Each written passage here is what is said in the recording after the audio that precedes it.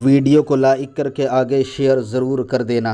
नात खानों की दुनिया में एक बड़ा नाम है सैयद किफायत अली काफी मुरादाबादी।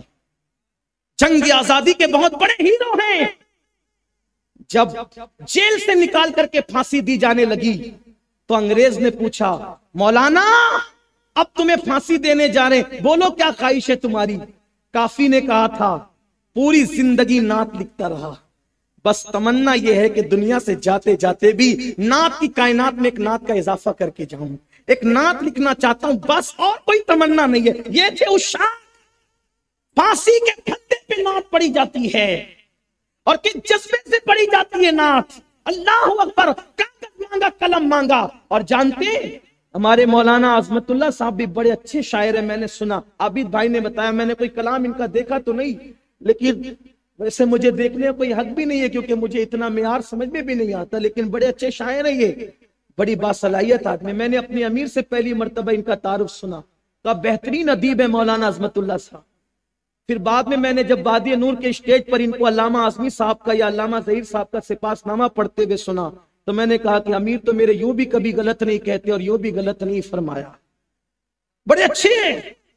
लेकिन आप इन शोरा से पूछें, खुद का बच्चा रो रहा हो तो आमद होती है तो भी रुक जाते हैं अशआर, खुद का बच्चा रो रहा हो तो भी नात नहीं लिखी जा सकती।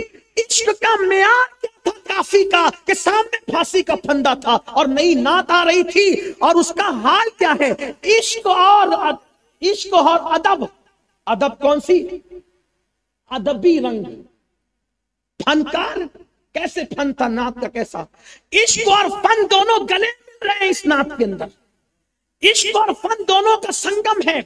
अदबी रानाइया भी वैसे ही है, इश्क का इम्तिजाज भी वैसे ही है। और लिखा की शान से है, कोई गुल बाकी रहेगा ना चमन रह जाएगा पर रसूलुल्लाह का, वो कोई गुल बाकी रहेगा ना चमन रह जाएगा पर रसूलुल्लाह का दीने हसन रह जाएगा।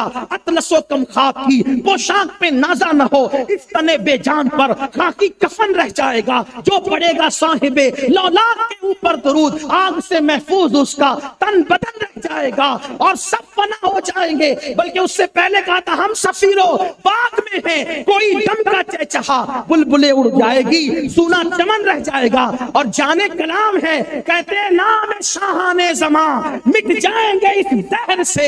फांसी देने वालों को चैलेंज कर दिया, नाम शाहाने जहां मिट जाएंगे इस दहर से, हश्र तक नामो निशाने पंजतन रह जाएगा, हश्र तक नामो निशाने पंजतन रह जाएगा और सब फना हो जाएंगे, सब फना हो जाएंगे। सुन्नियों का अकीदा क्या है, सब फना हो जाएंगे। काफी वो लेकिन हश्र तक नाते हजरत का जबानों पर सुखन रह जाएगा, नाते हजरत का जबानों पर सुखन। जब ये नात पड़ी ना, अंग्रेज ने कहा इसको ऐसे फांसी नहीं देना, देखो नात ऐसे पढ़ते, इसको ऐसे फांसी मत देना, तड़पा तड़पा के मारो इसको।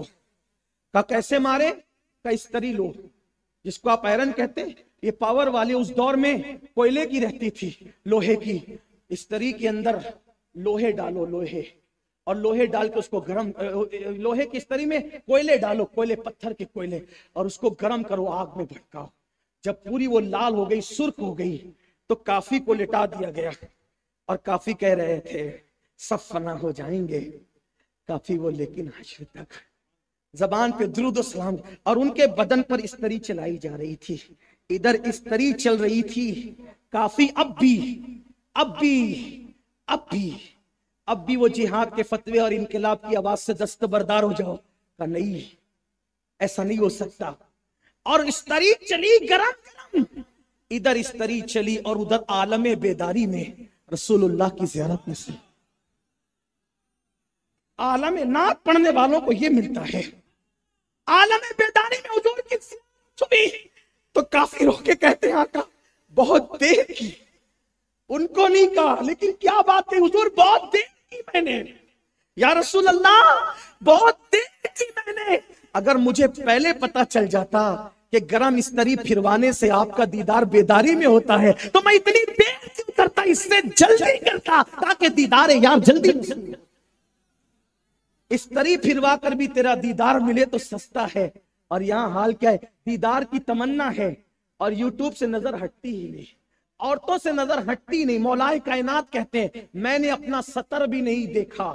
لوگوں نے کہا ضرورت تھی, کہا بالکل ضرورت تھی, مجبوری بھی تھی, لیکن نہیں دیکھا کیونکہ نازک ہے بہت غیرت سلطان مدینہ. مجھے ڈر لگا کہ جن آنکھوں سے رسول اللہ کا چہرہ دیکھتا ہوں ان آنکھوں سے اپنا سطر کیسے دیکھ لوں, میں اس سے بھی بچا رہا. یہ تھا لوگوں کا تقوی, یہ تھا اللہ والوں کی شان. اگر بات کہی جائے تو بہت ہوتی ہے, لیکن پھر یہی کہتا ہوں کہہ لے گی سب کچھ ان کے. ثنا خاں کی خاموشی, چپ ہو رہا یہ کہہ کے میں کیا کیا کہوں تجھے, لیکن رضا نے ختم سخن اس پہ کر دیا. خالق کا بندہ خلق کا آقا کہوں تجھے, نازک ہے بہت غیرت سلطان مدینہ. اگر کوئی غلطی ہو تو اللہ تعالیٰ معاف کرے. استغفر اللہ ربی من کل ذنب واتوب الیہ. ویڈیو کو لائک کر کے آگے شیئر ضرور کر دینا. اب عیسیٰ علیہ السلام بھی وہی دین لے کر آئے جو دین مصطفیٰ جان رحمت لے کر آئے. تو اس دین میں نہ شباب کی گنجائش ہے, نہ شراب کی گنجائش ہے, اور نہ فحش شاعری کی گنجائش ہے. اس کا مطلب یہ ہے کہ یہ جو 31st نائٹ ہے یہ کسی منچلے کی ایجاد ہے, یہ مذہبی قانون نہیں ہو سکتا. اس لیے کہ مذہب کا قانون اتنا پھوڑ نہیں ہو سکتا, مذہب کا قانون اتنا گندا نہیں ہو سکتا, مذہب کا قانون اتنا بدترین نہیں ہو سکتا. مذہب بہرحال مذہب ہے. اور پھر یہ جو عیسائی کر رہے ہیں, قرآن کی ان کے بارے میں کیا رائے ہے؟ قرآن کیا کہتا ہے؟ ہم جس سورت مبارکہ کو زندگی بھر بڑی کثرت سے پڑھتے ہیں, جو سورت الفاتحہ ہے, جو ام الکتاب ہے, جو 7 مثانی ہے, جو سورت الشفا ہے, جو سورت الدعا ہے, جو کنز الکتاب ہے, جو کنز الحکمہ ہے. اللہ اکبر. آقائے کریم صلی اللہ علیہ وسلم فرماتے ہیں ساری آسمانی کتابوں کے مضامین قرآن میں, اور پورے قرآن کے مضامین سورت الفاتحہ میں. اس سورہ فاتحہ میں اللہ نے یہود و نصارہ کی گندگی کو بیان فرمایا. حالانکہ اس دعا کو اللہ نے اس سورت مبارکہ کو خاص کیا دعا کے لیے, اسی لیے اس کا نام سورت الدعا بھی ہے, سورت السوال بھی ہے, مفتاح الکتاب بھی ہے. تو اللہ تبارک و تعالیٰ اپنے بندوں سے کثرت سے جس سورت کو پڑھوانا چاہتا ہے یہ سورہ مبارکہ. حضرت محبوب الہی نظام الدین اولیاء رحمت اللہ تعالیٰ علیہ فرماتے ہیں اگر کسی کی دعا قبول نہ ہوتی ہو تو وہ سورت الفاتحہ کو اس طرح پڑھے, جس نیت کے ساتھ پڑھے گا فوراً قبول ہوگی. بسم اللہ الرحمن الرحیم الحمدللہ رب العالمین الرحمن الرحیم الرحمن الرحیم الرحمن الرحیم مالک یوم الدین ایاک نعبد و ایاک نستعین اہدنا الصراط المستقیم صراط الذین انعمت علیہم غیر المغضوب علیہم ولا الضالین آمین آمین آمین.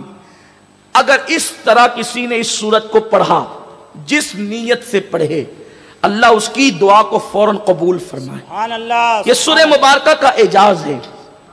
اس سورہ مبارکہ کے اندر اللہ نے اپنے بندوں کو دعا سکھائی.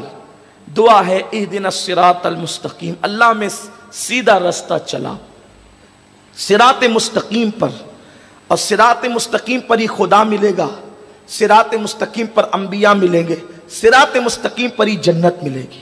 صراط مستقیم کیا ہے تو قرآن اس کو کھولتا ہے.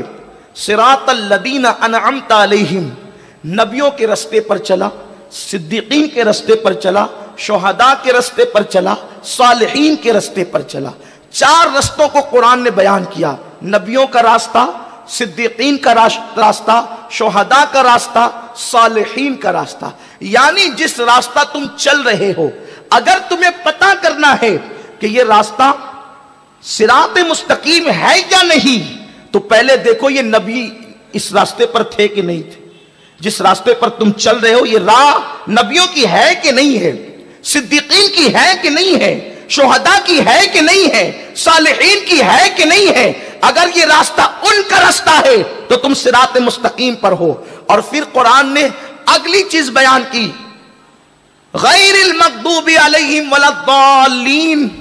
اللہ ہمیں ان کا راستہ نہ چلا, ٹیڑھا راستہ جو بھٹکے ہوئوں کا ہے, اور جن پر تو نے غضب کیا, جن پر غضب کیا اور جو گمراہ ہو گئے, ان کا راستہ نہ چلا. تو یہ مغضوب کون ہے؟ مفسرین کا اس پر اتفاق ہے کہ مغضوب سے مراد یہود ہے اور ضالین سے مراد نصرانی عیسائی ہے۔ اب آپ سے میں پوچھنا چاہتا ہوں، کثرت کے ساتھ ہم دعا